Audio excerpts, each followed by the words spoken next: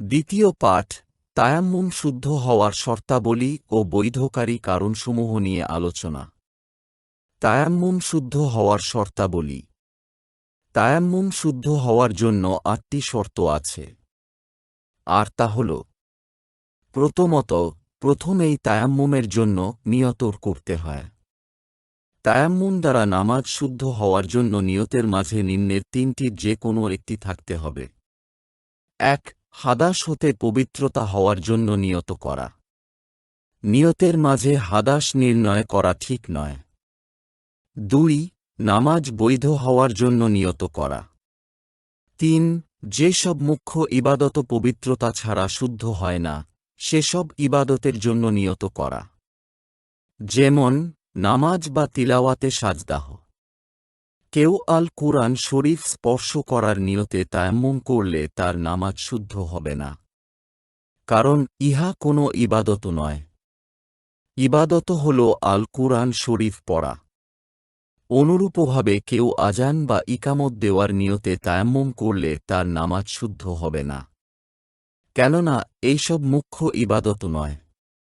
আবার কেউ হাদাসে আসগর বিশিষ্ট আল কুরআন পাঠ করার নিয়তে তায়াম্মুম করলে তার নামাজ শুদ্ধ হবে না, যেমন যে কারণে অজু ওয়াজিব হয়। কেননা আল কুরআন শরীফ পাঠ করা মুখ্য ইবাদত হলেও তা অজু ছাড়াও পড়া যায়। দ্বিতীয়ত, তায়াম্মুমকে বৈধ করার জন্য কোনো একটি কারণ বিদ্যমান থাকতে হবে। এসব কারণসমূহ নিম্নে বর্ণিত হল। তায়াম্মুমকে বৈধকারী কারণসমূহ: ১. তায়াম্মুমকারী হতে পানি ১ মাইল বা তদপেক্ষা বেশি দূরে হওয়া। ২. তায়াম্মুমকারীর প্রবল ধারণা বা কোনো অভিজ্ঞ মুসলিম ডাক্তার তাকে বলে যে সে পানি ব্যবহার করলে রোগাক্রান্ত হতে পারে, অসুস্থতা বেড়ে যাবে বা সুস্থতা দেরি হবে। ৩.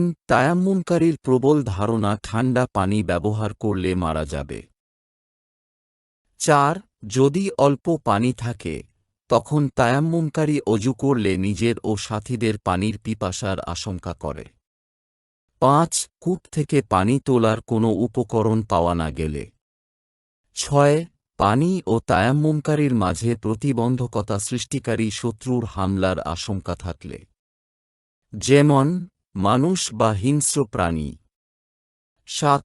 যদি প্রবল ধারণা হয় যে অজুতে লিপ্ত হলে ঈদ বা জানাজার নামাজ ছুটে যেতে পারে, তখন তায়াম্মুম জায়েজ আছে, কারণ এসব নামাজের কোনো কাজা নেই।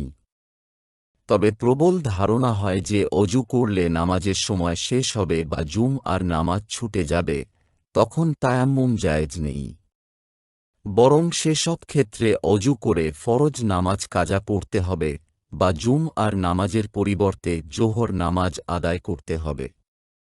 তৃতীয়ত, মাটি জাতীয় কোনো পবিত্র জিনিস দ্বারা তায়াম্মুম করা, যেমন মাটি, পাথর, বালি ইত্যাদি। তবে স্বর্ণ, রৌপ্য ও কাষ্ঠ দ্বারা তায়াম্মুম জায়েজ হবে না। চতুর্থত, পূর্ণ চেহারা ও কনুইসহ ২ হাত মাসেহ করা। পঞ্চমত, পূর্ণ হাতের তালু বা হাতের তালুর বেশি অংশের দ্বারা মাসেহ করা। ২ আঙ্গুল দ্বারা একাধিকবার মাসেহ করলে এতে পূর্ণাঙ্গ মাসেহ হলেও তায়াম্মুম শুদ্ধ হবে না। ষষ্ঠত, ২ হাতের তালু ২ বার মাটিতে মেরে মাসেহ করা। একই স্থানে ২ বার হাত মারলেও তায়াম্মুম জায়েজ হবে। যদি তায়াম্মুমকারীর শরীরে মাটি লাগে আর সে তা নির্ধারিত অঙ্গে তায়াম্মুমের নিয়তে মাসেহ করে নেয়, তাহলেও তায়াম্মুম শুদ্ধ হবে। সপ্তমত, শরীরের চামড়া ও মাসেহের মাঝে প্রতিবন্ধক সৃষ্টিকারী কোনো জিনিস রাখা যাবে না, যেমন মোম, চর্বি, আঠা ইত্যাদি। মাসেহের পূর্বে এই সকল জিনিস দূর করা অপরিহার্য, অন্যথায় তায়াম্মুম শুদ্ধ হবে না। অষ্টমত, তায়াম্মুমের শুদ্ধতায় বাধা দেয় এমন কোনো জিনিস বিদ্যমান না থাকা, যেমন হাদাস, পেশাব, পায়খানা, বায়ু, হায়েজ, নেফাস ইত্যাদি।